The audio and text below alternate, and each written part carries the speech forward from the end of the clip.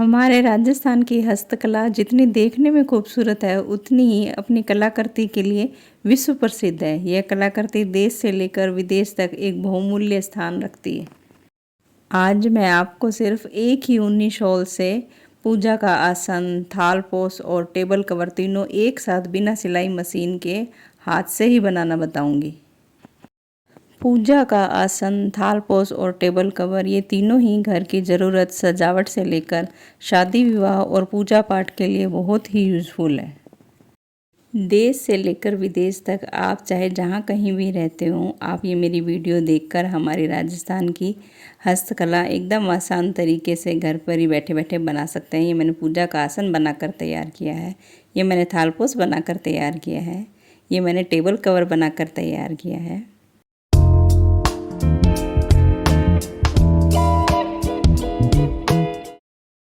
सबसे पहले हम शॉल को पूरा लंबाई में खोलते हुए इसके 3 हिस्से करेंगे। इसको 3 हिस्से में बांटने के लिए हमें कोई नाप वगैरह की या इंची टेप वगैरह की कोई ज़रूरत ही नहीं है। मैं जिस तरह से आपको समेटना बता रही हूँ उस तरह से आप समेटेंगे ना तो आपके 3 हिस्से आराम से हो जाएंगे इस शॉल के। ये देखिए एकदम पहला हिस्सा लेकर आप बीच तक इसे समेटिए इस प्रकार से। इसके सलवटे वगैरह आप निकालते रहें। फिर दूसरी तरफ से आप शॉल उठाइए और इसी के ऊपर बिछा दीजिए इस प्रकार से। ये देखिए एकदम आसानी से ये 1 2 3 आपके 3 हिस्से हो जाएंगे। अब इसके एकदम सलवटे निकाल के इसे अच्छे से समेट लीजिए आप। ये देखिए इस प्रकार से। अब मैं आपको 3 हिस्से बताती हूँ। ये देखिए 1 2 3, ये आसानी से समेट लिया हमने। अब हम तीनों हिस्सों को काट कर अलग अलग करेंगे। उसके लिए एक बड़ी कैंची लेंगे। ये देखिए ऊपर वाला हिस्सा है ये, इसको हटा देंगे। नीचे से ये जुड़ा हुआ है, ये देखिए। अब इसी प्रकार से इस तरफ और दूसरी तरफ हम दोनों तरफ से सीधा सीधा काट लेंगे। इससे हमारे तीनों हिस्से अलग हो जाएंगे। ये देखिए इस प्रकार से आप दोनों तरफ से काटिएगा। दोनों ही तरफ से इस प्रकार काटने पर हमारे ये तीनों हिस्से जो हैं अलग अलग हो गए हैं। ये देखिए ये 1, ये 2, ये 3। अब इन सबको अलग अलग कर लेंगे इस प्रकार से। शॉल के एक हिस्से को अब हम सीधा बिछाएंगे। फिर सुई की हेल्प से इसके धागे इस प्रकार से हम निकाल कर लंबा लंबा खींचते हुए इसे अलग कर लेंगे। इस कलाकृति को करते वक्त आप ध्यान रखिए कि आपको एकदम बारीक बुनाई वाला शॉल चूज़ नहीं करना है। आप थोड़ी मोटी जाली वाला, थोड़ा चौड़े धागे वाला ही यूज़ कीजिए ताकि ये धागे जो हैं आपके आसानी से निकल पाएँ, जैसे मैंने लिया है। इस प्रकार से आपको एक नाप रखते हुए ये धागे निकालने हैं। मैंने अपनी अंगुलियों के 4 अंगुली जो नाप है वो लेके ये धागे निकाले हैं। इसी प्रकार से आपको इस पीस के चारों तरफ के धागे निकालने हैं। मेरे इस शॉल में एक धागा ग्लिटर का है और एक धागा ऊनी है, इसलिए ये 2 तरह के फुंदे इसमें बनकर तैयार होंगे। अब मैं ये दूसरी तरफ से निकाल रही हूँ। इसी प्रकार से आपको चारों तरफ से धागा खींचते हुए आपको ये फुंदे निकाल लेने हैं।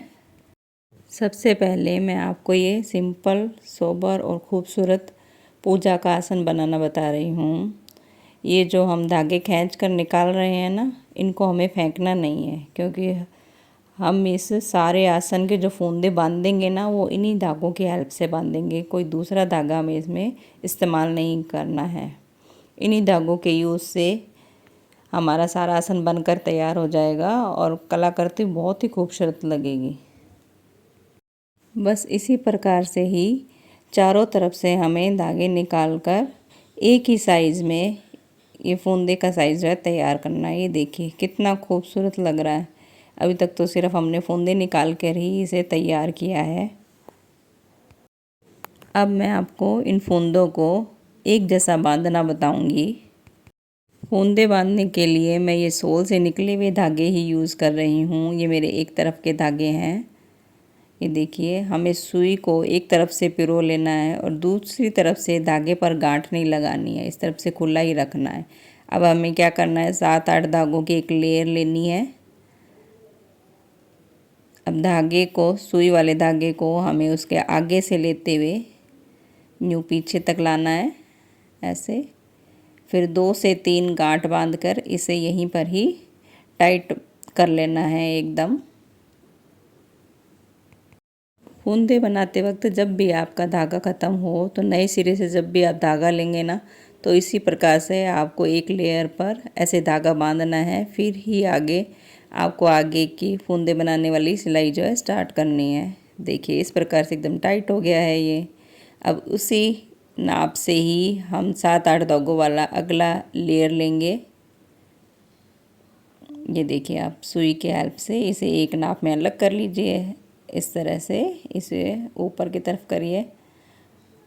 अब हमें क्या करना है, जो गांठ बनाई थी ना, उसके नीचे से सुई ले जाते हुए वापस ऊपर हमें लेके आनी है। बस इसी प्रक्रिया से ये सारी गांठें हमें बनाने की जो है तैयार करनी है और एक जैसी एकदम सिलाई आएगी आपकी।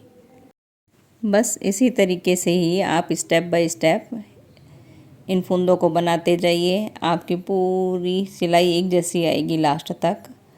बस ये जब गांठ लगे तब थोड़ा सा इसे खींचकर सेट कर लीजिए और फिर आगे इसी प्रकार से आप फूंदे बांधते रहिए। ये बंध के इतने सुंदर तैयार होते हैं, देखने में तो सुंदर लगते ही हैं। जब भी हम आसन पे पाँव रखते हैं और बैठते हैं ना, तो ये गांठें चुभती भी नहीं है, एकदम इसमें मिक्स हो जाएगी और आसन बहुत ही प्यारा सा बनकर तैयार होगा।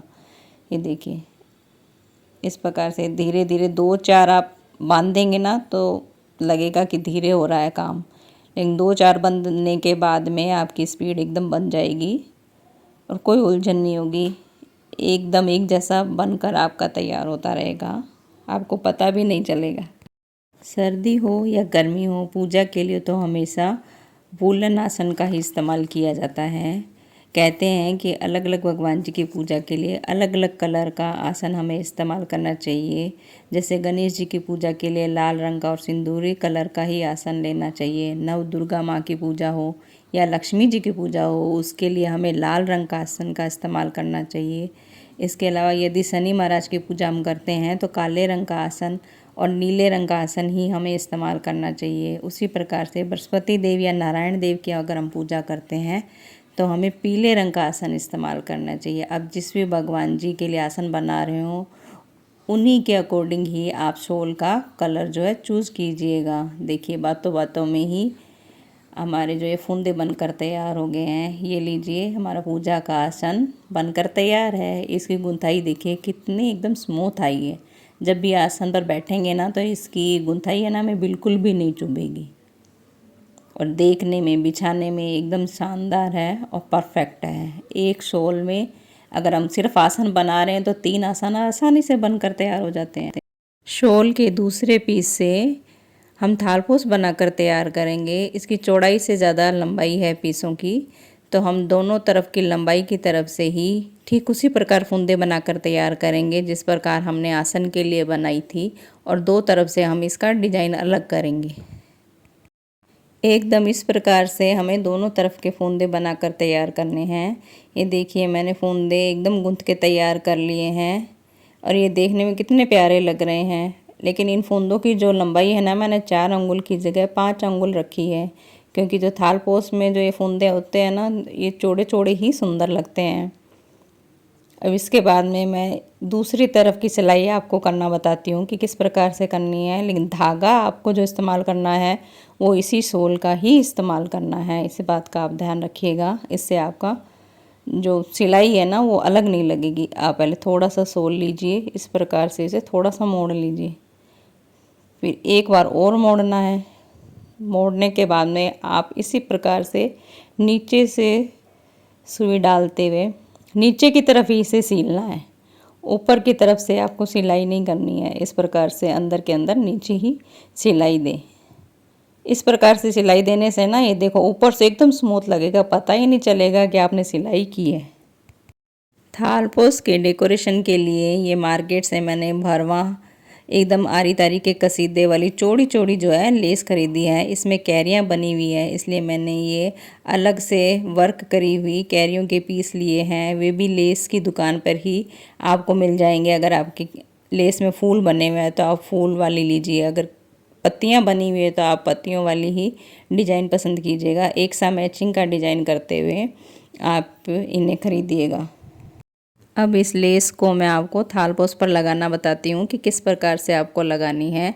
आपको लेस लेनी है और इस फूंदों के साइड से होते हुए इसे शुरू करना है और फूंदों से थोड़ा सा आप इसे ऊपर रखिएगा लगाते वक्त, ताकि आपकी ये लेस अलग दिखाई दे और फूंदे बने हुए जो हैं अलग से दिखाई दे। अब एक सिंपल सुई धागा लेना है, उसकी मदद से आपको एकदम बारीक सिलाई देते हुए इसको जो है लेस को इस थालपोस पर है आपको जो है ऐड कर देना है। इस प्रकार से धीरे धीरे बारीक सिलते हुए आप इस लेस को इस थालपोस पर लगाइएगा।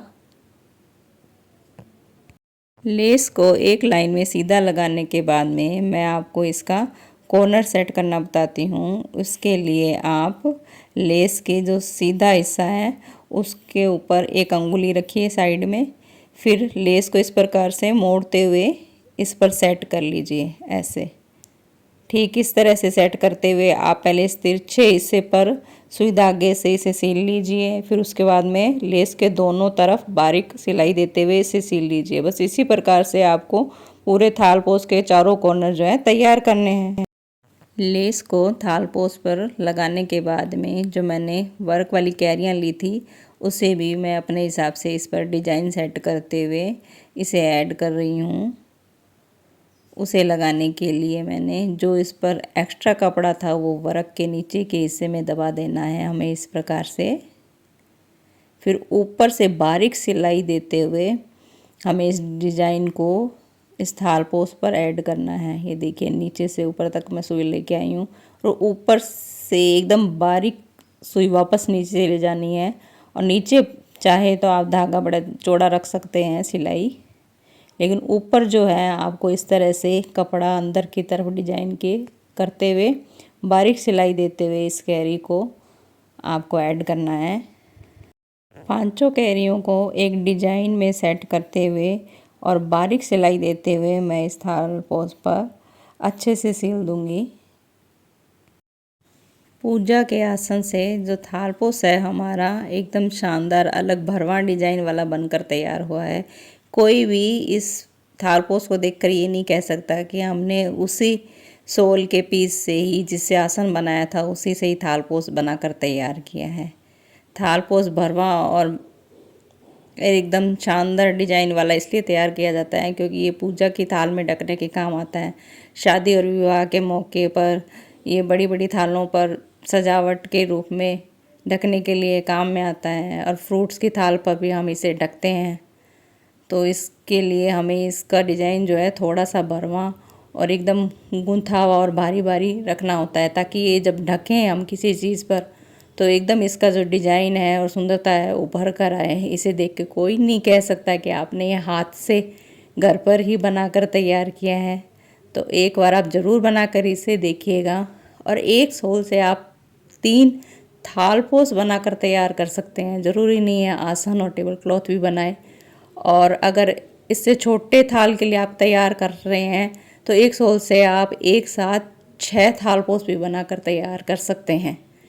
बस एक नाप में 6 पीस में आप इसे समेट के देखिएगा, आपके 6 पीस आसानी से हो जाएंगे और आपका थालपोस तैयार हो जाएगा। मैंने 5 पीस कैरी को इस प्रकार से सेट करके मैंने ये डिज़ाइन बनाया है। अगर आपको इससे भी ज़्यादा भारी चाहिए तो कम से कम 12 पीस आप आराम से इस पर सेट करके तैयार कर सकते हैं। शॉल के तीसरे पीस से हम टेबल क्लॉथ जो है बनाकर तैयार करेंगे। उसके लिए मैंने इसी शॉल का जो धागा है वही इस्तेमाल करा है।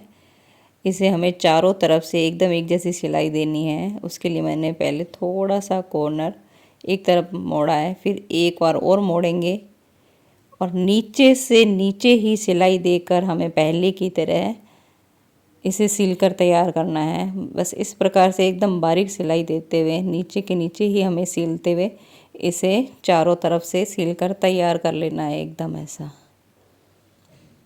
सीलने के बाद में ऊपर से देखेंगे ना तो बिल्कुल भी पता नहीं चलेगा कि हमने सीला है। एकदम बढ़िया शानदार वाली इसकी सिलाई आएगी। ये देखिए, एकदम बारीक बारीक एक जैसी सिलाई देते हुए मैंने इसे चारों तरफ से सिल कर तैयार कर लिया है। अब मैं इसके डिजाइन की तैयारी करूँगी। उसके लिए हमें पूजा का आसन और जो थालपोस बनाया था उसके डिज़ाइन से इसका डिज़ाइन एकदम अलग ही रख के तैयार करना है। मैंने ये मार्केट से गोल्डन कलर की एकदम चौड़ी चौड़ी लेस ली है। आप चाहे तो सिल्वर कलर भी आप इसका रख सकते हैं। इस लेस को इसके कॉर्नर से एकदम अच्छे से सेट करते हुए सुई धागे की हेल्प से हमें बारीक सिलाई देते हुए चारों तरफ ही इसके टेबल क्लॉथ के चारों तरफ लगा लेनी है। ये देखिए, इस प्रकार से एकदम सिंपल ये लगाई हुई हमें दिखाई देगी। अब हमें क्या करना है, इसके चारों कॉर्नर जो हैं वो डेकोरेट करने हैं। उसके करने के लिए मैं फिर से लेस लूँगी और लेस की हेल्प से मैं कोन डिज़ाइन की जो है इसके लिए मैं फुंदे बनाकर तैयार करूँगी। मैं आपको बनाना बताती हूँ कि आपको किस प्रकार से तैयार करने हैं। ये लगे हुए फुंदे इतने प्यारे लगते हैं ना, दूर से ही उभरा हुआ डिजाइन इनका शानदार दिखाई देता है एकदम। आपको लेस लेनी है, उसको इस प्रकार से समेटना है जैसे मैं समेट रही हूँ उल्टा करके। ये देखिए, इस प्रकार से इसे समेटना है। समेटने के बाद में इसे इस तरफ से कैंची की हेल्प से काट लेना है। ये मैंने कोन का डिजाइन बनाया है। ये देखिए, इस तरह से थोड़ा सा ज़्यादा आगे लेस रखते हुए इसे काट लेना है और एक छोटा सा पीस एक तरह से कट के तैयार हो जाएगा। खोलेंगे तो हम इसे क्या है, इस तरह से मोड़िए अंदर की तरफ एक तरफ से, फिर दूसरी तरफ से लेके इसे इस पर इस प्रकार से सेट कर दें। ये देखिए, बन रहा है ना कौन डिजाइन एकदम। अब सुई धागे की हेल्प से एकदम हम इसे बारीक बारीक सील कर यहाँ पर ऐड कर देंगे। एक सोल से आप तीनों ही टेबल क्लॉथ बना सकते हैं, या चाहे तो आप अपनी टेबल के डिज़ाइन आकार और लंबाई के हिसाब से सोल को काटिए और उन्हें अलग अलग तरह के डिज़ाइन देकर अलग अलग तरह के टेबल क्लॉथ तैयार कर सकते हैं। ये हमारी राजस्थान की कलाकृति करने के लिए आपको ज़रूरी नहीं है कि मार्केट जाना है, सोल ख़रीद के लाना है फिर ही आप ये बनाएंगे। मैं ये कहना चाह रही हूँ कि आपके पास पहले से ही ओरिजिनल वूल के काफ़ी सोल पड़े होंगे जिन्हें आप पहन कर एकदम बोर हो चुके हैं, लेकिन वो अभी तक भी वैसे पड़े हैं जैसे आपने ख़रीदे थे, तो आप उनका अच्छे से रीयूज़ कर सकते हैं। अगर आप मेरी वीडियो देखकर सच में उनको रीयूज़ करेंगे तो मुझे ज़रूर कमेंट करके बताइएगा कि आपने कैसे बनाए और कैसे लगे आपको बनाने के बाद।